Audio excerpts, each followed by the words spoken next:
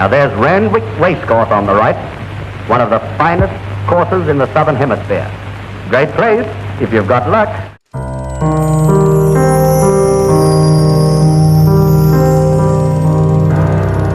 Headquarters of Sydney Racing has long been hallowed ground. And this grand arena has witnessed our great game evolve, much like all sports that have managed to remain in the human psyche, with so many modern distractions. But in the last decade, amongst the evolution of thoroughbred racing, emerged a revolution.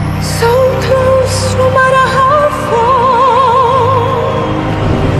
couldn't be much more from the heart. Forever trusting who we are, and nothing else matters.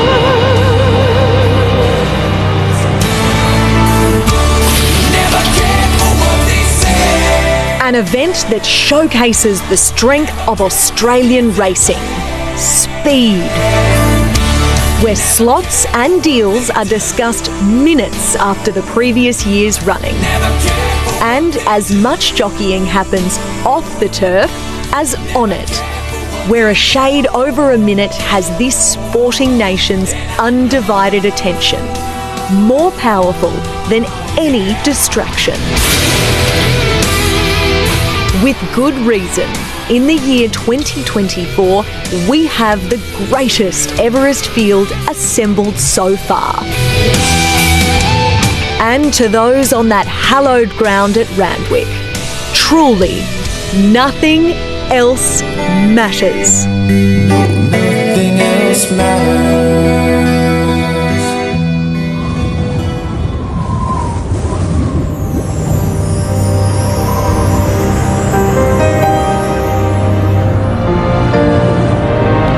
Hello everyone, welcome to Royal Randwick on this very, very special day.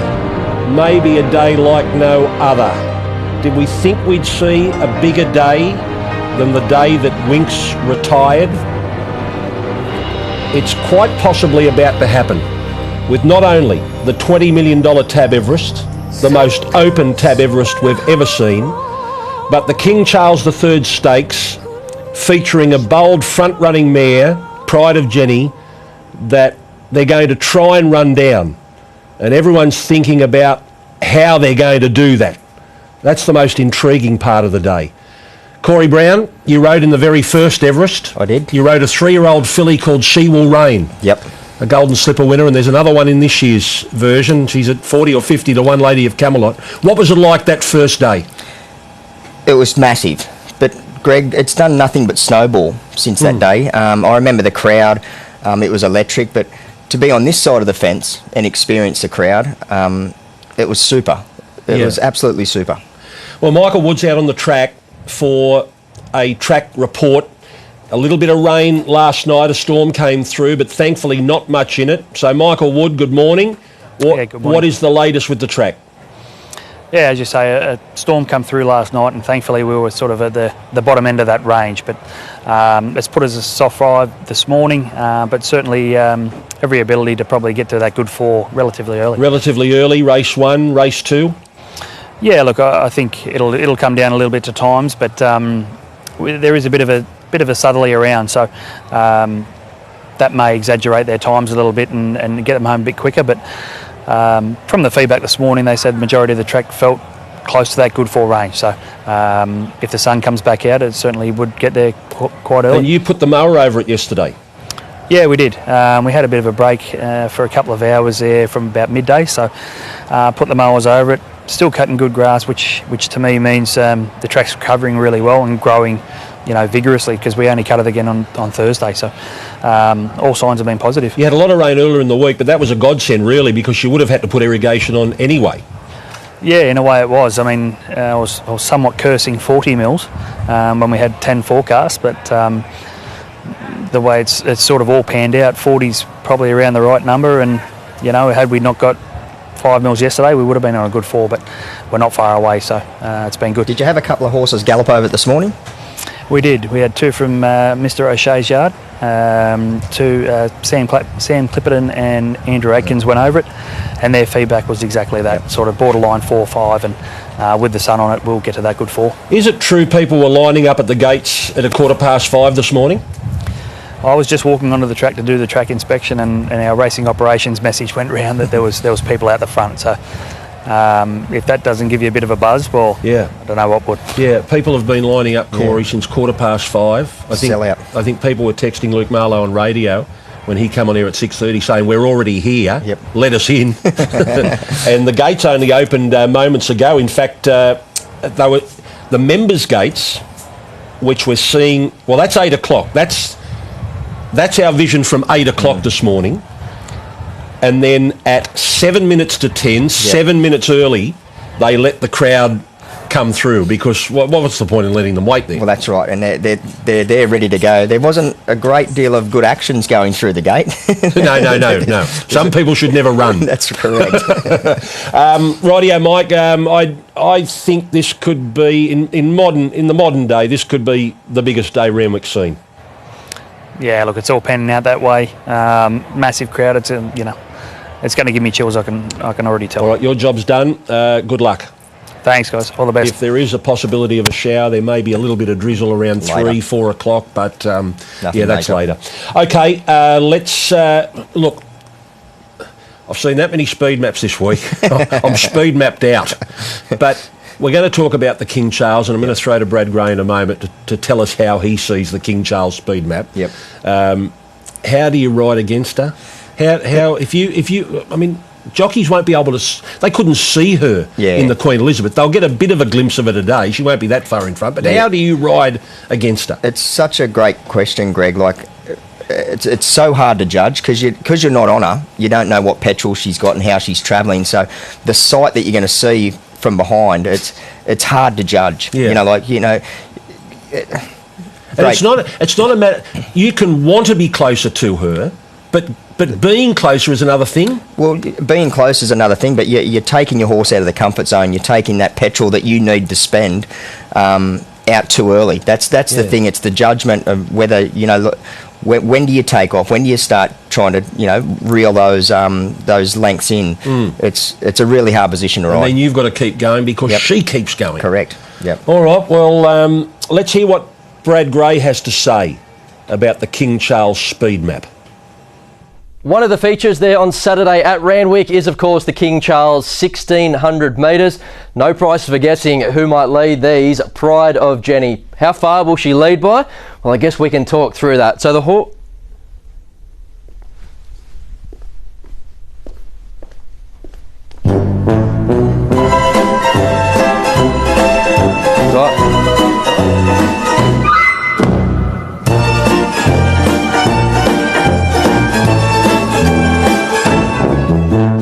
It's all I breathe. It's all I need. It's all I see. It's all I breathe. It's all I need. Mate, do you know what to expect tomorrow? Like the crowd, like I walk through that tunnel and walk back 15 minutes later and it goes from being totally empty to totally full. Are you ready for that tomorrow? I can't wait. I've heard this is a wild party every year. Okay. And I've been looking forward to this for months. And just being up here on this stage, I didn't expect it to be this big as well. Yeah. And I know that everyone after a mad day at the races are going to be ready to party. Okay, a normal jockey, well when I say a normal jockey, I know you're a disc jockey, we change our tactics. So do you change your tactics or your playlist with the way the crowd reacts? Yeah, 100%. And I feel like tomorrow's going to be a proper party crowd. Yeah. So it'll be a bit different than playing more of like a techno set in Ibiza. I think tomorrow's just going to be about proper good vibes, sing-alongs, anthems, and everyone just wants to party at the end of a big day at the races. So I'm going to bring them the bangers. Righto. You've been to Australia before. You went to the Golden Slipper in 2022. Yeah. Did you like that? Of course. Doing the races has become like a tradition for me now. Yeah. Like I seem to do them every year and they just get better and better and better. And this looks like it's going to be the biggest one yet. Well, half the crowd here tomorrow are coming basically for you, not even just the races. I know they're the young crowd and they come here for you. Tell me, Storm Boy, what did you think? Yeah, I met Storm Boy yesterday, and I'm gonna have to put a little bet on him. He's I feel like me and him, like, we bonded. I've got confidence that he's gonna win me some money tomorrow. So come on, Storm Boy. Okay, great. Let's do it. Spin some decks, son. How about you spin some? Because you're a jockey. I was a jockey. Now you're going to be a disc jockey. I'd like to be a disc if jockey. you come over here, I've got a banger ready for you. Just hit that button there. Hey. Let's go. How do you do it all?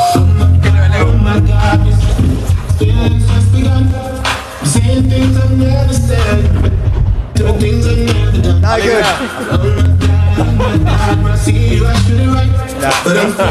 Pleasure to meet you, brother. You too, man. Good luck tomorrow. I'm excited for it. Let's go. Well done, mate. Cheers, I man. didn't think of that. Jockey, disc jockey. Yeah. That's clever. We should play on that. Oh my goodness, you were in your element, weren't you? I'll have a go at anything, but I wasn't much good at it. No, but it doesn't matter. But you look at home. Yeah. You look at home behind the turntable. I felt at home, yeah. We have a very special guest in our studio here, Roberto Rodriguez, in from the United States to broadcast to our Spanish-speaking audience back in the States. Roberto, welcome to Royal Randwick. Well, thank you so much. Thank you for having me. It has been an unbelievable experience, and I can't wait for what's going to happen today. You've been here all week? Yes. Yes. Yes. I got here Tuesday. Yeah. And, right off the gate, meetings, went to the post-draw, which is kind of, I would say, different. Yeah. The circus. I love it. Yeah. and he has been great. He has been an amazing week. Great people to be around, a lot of help, a lot of expectations for what is going to happen. Yep. And I'm so excited to be here. How does the build-up compare to like your overseas races? Say it again. The build-up, how does it compare to like where you're from? Well, when you have an event like this, and sometimes it's kind of hard to compare because you've been not fair with it. But when I haven't seen everything that I haven't seen this week, how everything is building, I would say we probably can have a couple events in U.S. like the Kentucky Derby, like Breeders' Cup. Because this is like a top notch. It gets you excited as soon as the time gets shorter. So yeah, I've been to 3 Kentucky Derbies, and I agree with you. I think it's the only way you can compare the build-up in this city compared to the build-up to the Kentucky Derby. How many people will be watching you today, tuning in to hear your commentary? You won't be calling the race, but you'll be talking about the whole day. Thankfully, I won't be calling the race. That's dependent. The only thing is the time change. It's not the same amount of people that you're watching at nighttime, the daytime. But I think thousands of people, they're going to be, tuned up. We are very excited for this. Last year, we did really, really good. And it will be available. That's the most important thing. It will be available, the daily racing form. Okay. And everybody who knows racing knows what the daily racing form means in America. It's the Bible of racing. Exactly. And that's the company that I proudly represent, and we are very excited, and I think it's going to be a lot of people watching tonight's show. Yes. I watched Dan Illman and Mike Beer do their previews on DRF, and I'm fascinated by the jockeys in America, the Hispanic jockeys. Irad and Jose Ortiz, the brothers, Luis Saez, Junior Alvarado, Manny Franco, Johnny Velasquez. I think the reason why it's so popular with the Hispanic audience is because they're the best jockeys in America are one of them. Yeah. And I will say it's not only in America. I will say they are considered the best jockeys in the world. Yeah. And I have a really good conversation with Joel Rosario and Junior Alvarado, for example. And I'm not putting them on the spot right here, hey, you told me that. Yeah. So they are willing to come here. Really? Yeah. They show interest. They say, if we have the opportunities, if we have the invitation, and obviously it has to be some kind of arrangement. Yeah. They're willing to come. Even Tyler Gaffalion also. Yes. He showed me when I spoke with him, I said, hey, do you ever like the idea to go to ride in the Everest? Yeah. I say, I would love to go there. So I reckon we were very close one year when Golden Pal was the top sprinter in America. Yeah. Wesley Ward, the great turf training maestro of of young horses in particular, but this Sprinter Golden Pal, and I thought that year we might get my favourite jockey, Irad Ortiz, to Australia, and I was praying for that to happen, but maybe one day. Yeah, they decided to go. I remember. I think they went to Ascot. Then went they to had Ascot, that yeah. terrible start. Yep. And I think for this year we have a horse like Coburn, which is right by Irad Ortiz. Okay. Stephen asked me, I think his horse is the perfect fit for this race. Yep. I understand it's the Breeders' Cup. I understand that, you have to be as a stallion, but what better to bring it here? For $20 million. I mean, this is $20 million. This is a worldwide event. I Yeah. think it's one of the top events in the world, the richest race on turf in the Yeah. world. Why not to bring a horse here? I think it's very interesting too, the US Jockey Club, the Jockey Club have now officially ratified in their mind that it is a Grade 1. The Everest. I mean, there's a lot of talk and confusion over this Grade 1 status today. Grade 1 in your language, Group 1 in ours. Yeah, but the US Jockey Club, Ray Thomas in the Daily Telegraph yesterday wrote a story. As far as the US are concerned, they're marking it down as a Grade 1. So I think that might entice an American sprinter to come here one day. But Do you think? we've also got one of our own, Rachel King, going over there to compete in one of the races. Yeah. So I mean, she's going to be here today, and then she's going to be riding a Breeders' Cup. Why we don't do the opposite? And actually, the calendar is also important because this race fit perfect on the U.S. calendar because it's nothing major going on right now. No. There is no big race this weekend happening in U.S. Yeah. So why not to take a shot? Why not to bring jockeys? Why not to even some other horses get it by invitation? I don't know. I think I see that in the near future that is going to happen. And I find your jockeys are becoming more and more adaptable. It's not you have to be good on turf. It's not just about dirt racing now. The turf racing is really picking up a level. Don't you agree? I totally agree. I'm a turf racing fan. Right. On top of dirt, I prefer turf. But that's personal. Yeah. But I think it's worldwide. You see the last year top horses, Equinox, for example. There is one super horse on turf. Yes. And we have so many good horses going across U.S. and Europe. I think turf racing, they will get the respect that they deserve. Yeah. How are you going to explain to your listeners today about the field, about the quality of this lineup, about to race in the Tab Everest? It has been a kind of, I would say, the last 3 weeks that we have been, because it's a new audience and pretty much everything, even this audience that is still learning about North America racing. And I have I have to give to my team because it doesn't take only one person. There is a team behind me. And we have been provided all the content possible about the horses, trainers, track dimensions, how is this going to play out, the quality of the race and the previous races for each horse. Yeah. And I think what we did last year, we did a remote, and I think it at least starts something. Yeah. And this year, the people got more knowledge about the event, and I think it's a lot of excitement about this. How do the American audience cope without the speed figures, the buyer speed figures? Because you live and die by the buyer speed figures in America, and we don't have that here. Hey, you put me in a good spot. Well, it is depend how you to read that. Yep. I'm the kind of person that, to me, the speed figure are important, but there is not everything.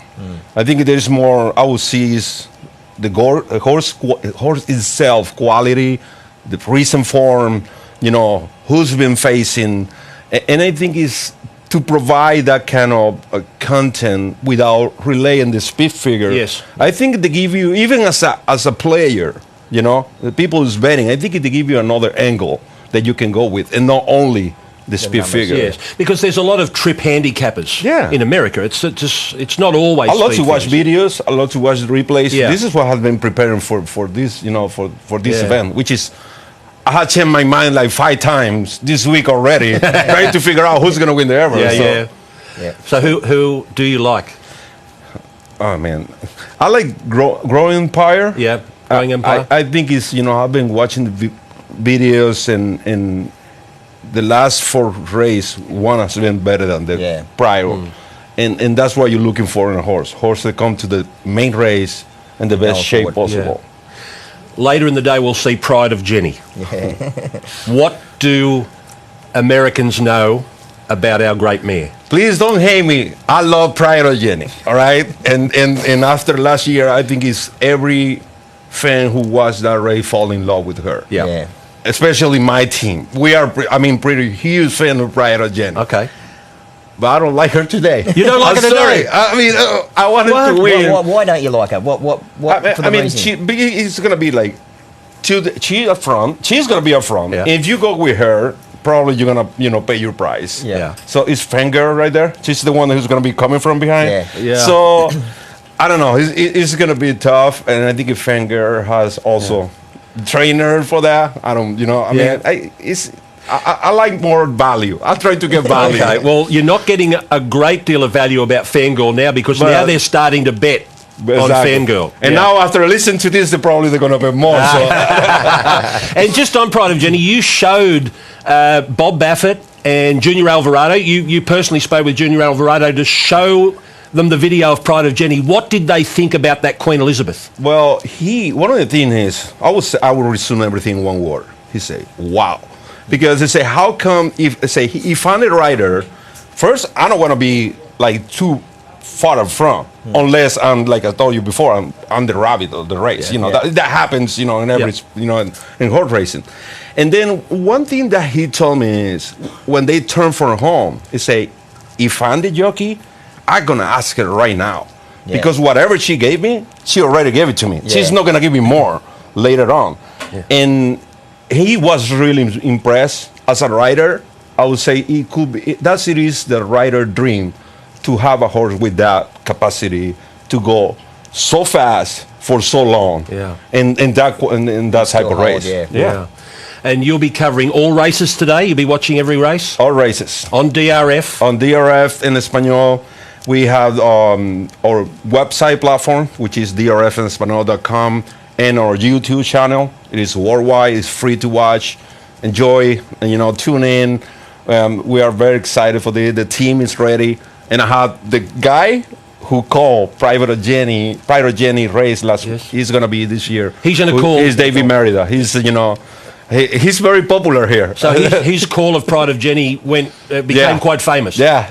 And the last 200, 300 meters, I mean, I still watching that race, to be honest with you, like at least once a month. Yeah. Is that right? Yeah. I just watch it because I want to have fun. I love this sport. So. Well, we love having you here. It's been great meeting you. We're actually going to, our next item on our rundown is a visit to Pride of Jenny at her stables. So if you wouldn't mind, no, absolutely, in your native tongue, could you throw to the package? So we're going to see Pride of Jenny at her stables. Okay. Damas y caballeros, Roberto Rodríguez, el Daily Racing Form. Vamos a disfrutar ahora de la sensacional Pride of Jenny en su establo.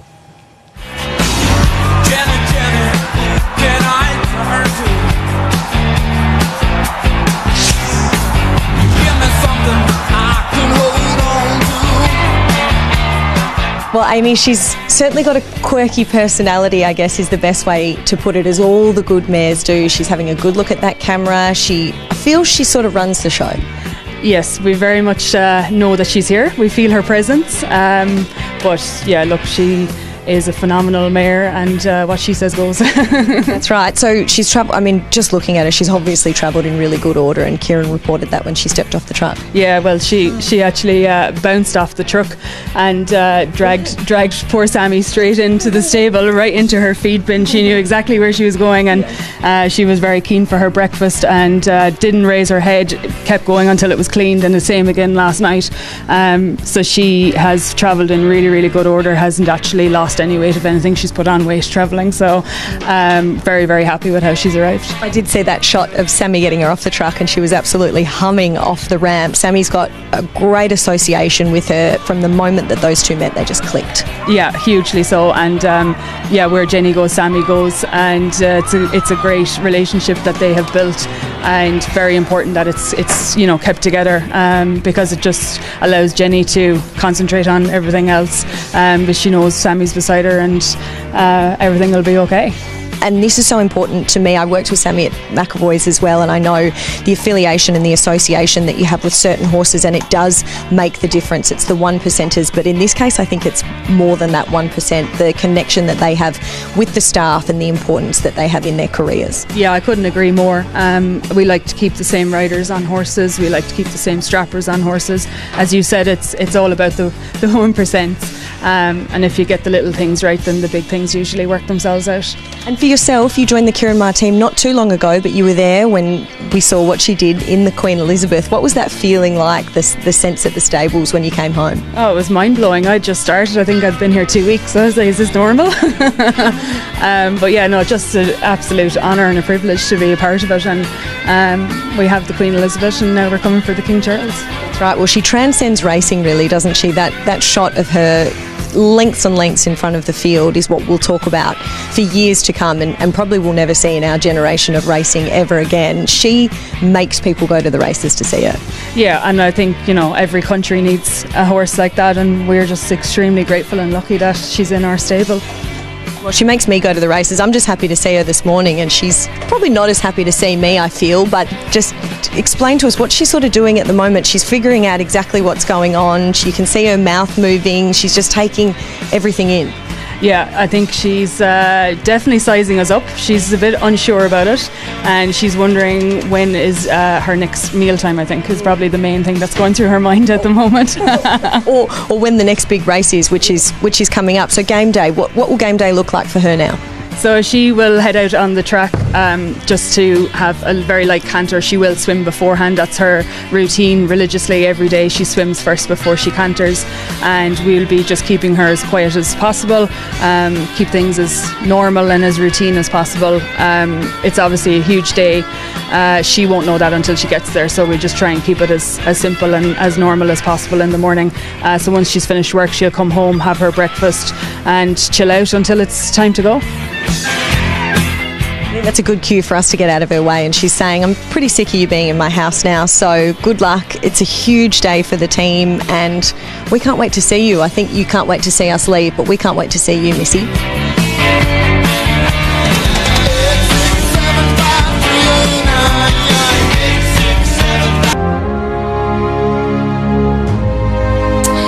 Good morning, guys. Great to be here on Everest Day, and I can already feel the atmosphere out there. There are several people on course already, and it's shaping up to be a wonderful day. I thought I'd try something a little bit different this morning and bring you in and have you have a look at the female jockeys room. Now, I must say this is one of the biggest ones that you will find. As you can see, it does accommodate for easily 8 to 10 female jockeys. Some of the ladies already have their names above. Kathy O'Hara, we may have to remove that one because I think she's in retirement now, but there's a couple of beds there, more than enough room. There are a set of scales here that the ladies can jump on just to make sure their weight is okay before they go out and weigh out for the next race. So come through here and we can see a spa. I had a feel of it, and it's quite warm actually, so I don't think any of the girls today will need to lose any weight, but if they want to jump in there and relax the muscles ahead of a big day, they can always do that if they're feeling a bit sore or sorry for themselves. And come around here because we have a couple of showers, toilets, bit of an upgrade from what it used to be. I can tell you a funny story. When the old jockeys room was out in the members area, it was actually out in the public members area, and people could see straight in if the door was open, and if the door was shut, it was like a bit of a butterbox. And I remember riding there one day and we were sitting on top of each other. There was 3 of us on the day and there was just absolutely no room. So it's fair to say they've had quite an upgrade. And this area, I think, is pretty important because it's the area where you wash all the smelly gear, and I can guarantee you gear smells after a race. A horse sweat, there's nothing worse than the smell, and you want to clean your gear before you put it in your bag and head home. So I'm going to take you on a bit of a tour and show you the rest of what goes on here. So I have some gear here set up. I'm going to show you a little bit of gear that's required. So obviously the vest, and that's pretty important part of the race day. So this weighs about 300 grams, and then we have a pair of boots which weigh about 250 grams, and then we have a set of colours. Now these bad boys are pretty important because that's choose what you wear, and it's all about the weight of these. And I remember back in the day, jockeys would whinge that the colours are too heavy. Now I know why, because they are pretty important. If you're coming down to the last tick, 100 grams, and a set of colours are putting you over the limit, it's going to be a little bit frustrating. So we've got our breastplate. Now if you're really heavy, the breastplate would be the first thing that you ditch. We've got a girth cover, surf single girth, a bit of packing, and of course the saddle here. So this particular saddle weighs about half a pound. It's about 450 grams, and I guess you could say it's probably one of the more heavier saddles.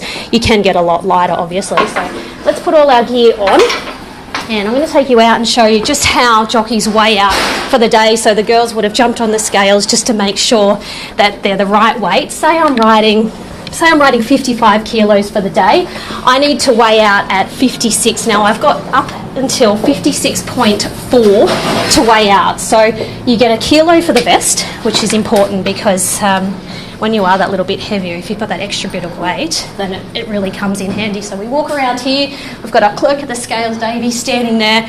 You'll jump up on the scales, he'll tick you off, and very important job. So it'll ding if you're the right weight. So I've weighed out, so I'm riding 55, I weigh out 56 on the dot. I've got plenty of few hundred grams to come back in and up my sleeve there. So we come in here, and this is where we will put the saddle. So we'll pop it in here in the little pigeonhole. Say I'm horse number 8 today. I've got my boots on, I keep my vest with me. The saddle sits in there. This is the trainer's room. So not many race courses have a trainer's room, but the trainers will walk in. There's a little oven over there. It'll be full of pies and sausage rolls, and they've got a fridge there full of a drink. So this is where all the action behind the scenes happens. And then we come back through here, and I'm going to take you into the common room. And this is a room that the boys and girls can use. And Annie, our great, what can we call you, Annie? You're the food lady, aren't you? Just tell us. You're the food lady for the jockeys, the very important job. What's on the menu today?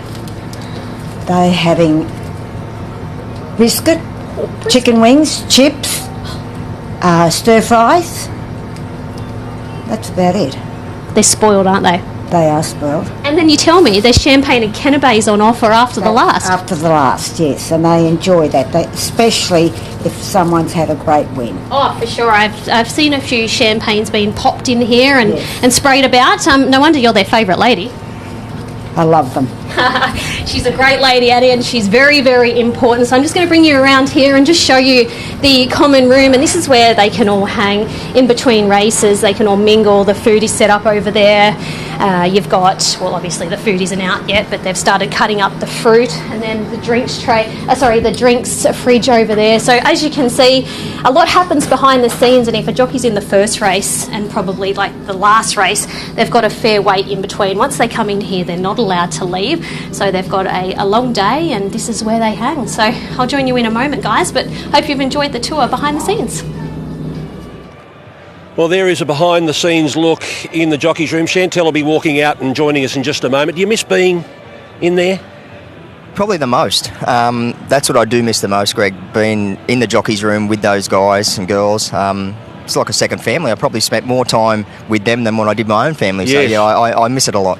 But you've got to do your work from on the other side of the fence. I get to today. eat now, though. Yeah, that's exactly right. And just by the way, that beautiful lady that Chantel was talking to, Annie Hackett, probably the most beautiful person on the race course, who looks after us. She used to look after us in the press room, and now she is solely there for the jockeys. Champion sprinter in her day. I know. Raced against and defeated Betty Cuthbert. That's how quick she was. What a lady. What a lady. Here she comes. Hi, guys. Did you get on those scales? No, I didn't. I didn't want to be fair. It'd be a sad outcome. You never had any worries with weight, did you? You could ride at, what, 50 kilos? I could. It meant that I had to... You had to miss one... I had to miss maybe, a McDonald's meal here or there. But no, fair to say. I whinged about it. Yeah. Don't get me wrong, I whinged and whinged if I had to lose a little bit, but no. And Rachel King doesn't have to worry about getting down to 51 today. She does it naturally. She's had breakfast this morning. She'll be nibbling on that brisket there today. And What about the food that they get? They do. Has that always been the case? I know last week, Corey didn't tell us this until he came out. He went and got himself a hot beef roast roll, Oh, but didn't come and offer anyone else any. And the gravy. Why is there food in that room at all? When do they eat? Not very often, but that's why I go in there and help them. I go in there and help them with that food. All right, you've got one job today.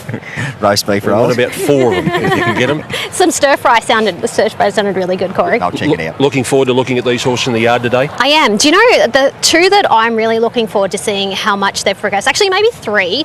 I Am Me, because she's had that really rough woolly coat her last 2. Sunshine in Paris, she looked like, which I shouldn't say she looked like she came out of the paddock, but she looked very winterish when we saw her.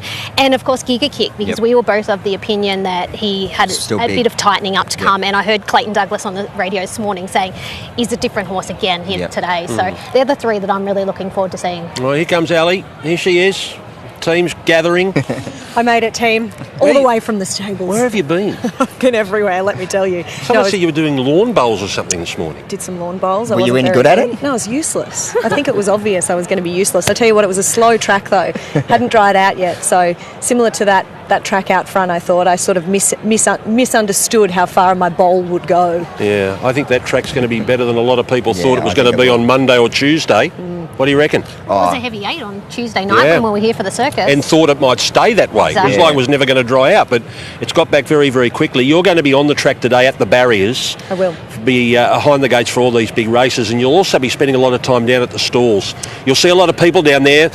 I can imagine the Everest runners will be popular, but when they see Pride of Jenny, they'll be 10, 20 deep around her stall, won't they? She brings so many to the races, and today is a prime example of why we have these good horses and they bring patrons out. It is fantastic. They're 10 deep to try and get a look at them, particularly the likes of Giga Kick. He's always really popular. All the Godolphin horses are always popular, but Pride of Jenny, she takes the cake. Everyone loves her. I've been to a couple of Kentucky Derbies. I haven't been to Royal Ascot, been to Melbourne Cups. Do you get the feeling that this is different today? I think so. Even when you're in Melbourne, the build-up, it's there. But Sydney this week, you can feel it. You can feel it. Even though the city's so big, you can actually feel that build-up. Well, that's how I experienced it. And it wasn't here 8 years ago. No, this build-up to any race day. Now we've got it. Yep. I had chills driving here this morning. I saw a couple of the horse trucks coming in and there was just this different sense around driving into the track today. I don't know if it was because there were already people lined up. You felt it the moment you walked through the turnstiles. You do. Something about it. Yeah. And it happened from day one, the very first Everest, you got that feeling, but it's just grown. And look at the people streaming in. They're coming from everywhere. The gates open and they all run. Yeah, that visual's unreal. There's some great footage out there. Yeah. And this is a sellout. Modern day Randwick, we can squeeze in maybe 50. We've got to about 46 and a half. You can't have any more people here. And the best thing that I find, and a lot of the jockeys have said this, you often can't hear any of the crowd from the 1200 metre start for the Everest. On Everest Day, you can, and you can hear Sweet Caroline. And I look at the jockeys and their faces, and they just have these big smiles. It's this moment, and they all feel it. It's electric. Exactly right. Oh, what a shame you're so far away when they sing Sweet Caroline, because it is a moment. It is a wonderful moment. Yeah, it is. And it just happens as they go onto the course, as they're going to the gates to get the horses away. Sings it. Yeah, inside and out. We don't realise we're outside. Inside in the bars, they're singing it as well. Yep. That's going to be a great moment. Yeah, it's there's a great buzz around here. You can smell it, you can feel it, and we're going to bring you the coverage here on Sky Thoroughbred Central with our team here, and Ronnie and Tim and Darren Flindell, who are going to be joining us in just a moment for the preview. Ladies and gentlemen, enjoy Tab Everest Day.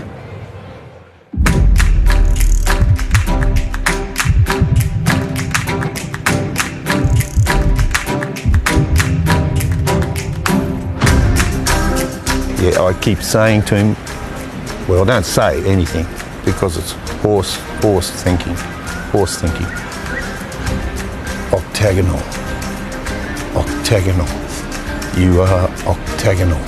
So it was telepathic. You didn't actually say anything. No, you don't. Well, horses don't speak. How long have you been in this game? Here's Gallant Star starting to come down the outside. Lonrose Queen is blocked in behind them. Custo in front, Gallant Star. Lonrose Queen is getting clear. She's starting to warm up now. Custo, Gallant Star. And on the outside, Lonrose Queen. Gallant Star got the narrow lead over Custo. Lonrose Queen coming quickly, but Gallant Star. If you win a slot for the Kosciuszko and you choose Gallant Star as your horse, we are going to have a ball. Well, he's pretty convincing on that video, as you would know.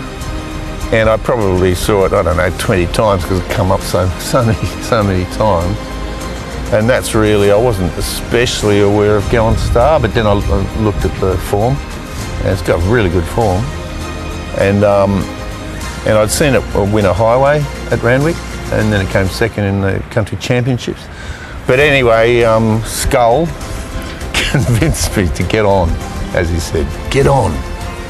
So I went, all right, I'll try.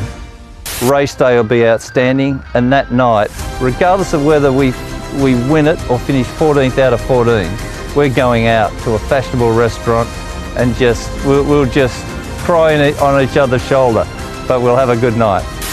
Yes, Kerry, it better happen. Gal, you know, raced really well, first up over 1100, and just easily won that race. David reminds me a bit of, I played this character called Bob Jelly in Sea Change, because David's got a finger in every pie at Dubbo. There's a little bit of Bob Jelly in him. You know, he's got the gift of the gab when he feels like it, in a very country way. Brett's so nice and quiet and quite amazing, a real gentleman. Yeah, I was surprised. You know, I was expecting to see a Dubbo version of Gay Waterhouse.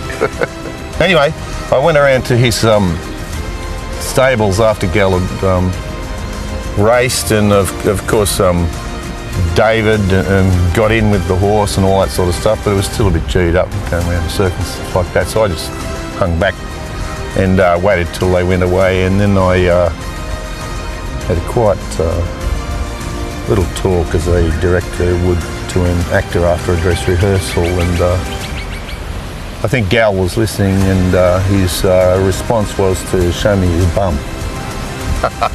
You know what that means, doesn't it? Because that's what he was telling me. He was saying, that is the sight that every other horse and jockey will get when we cross the finishing line. My bum.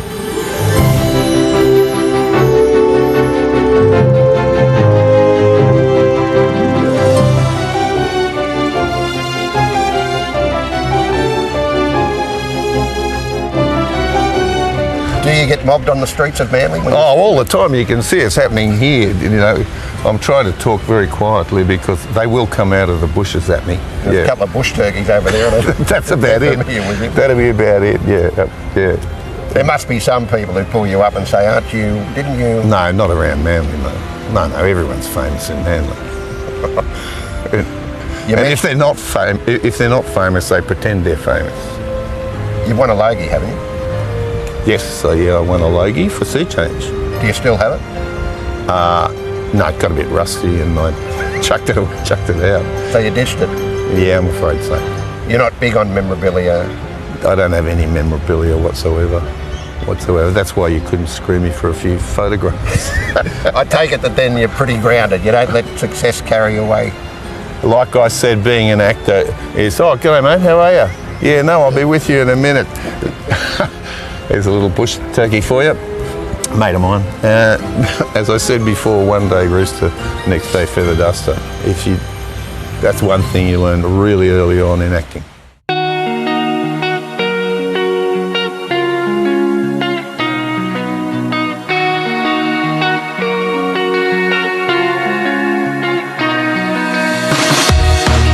Hopefully he'll be settled sort of midfield, somewhere there, but he'll be coming home like a steam train.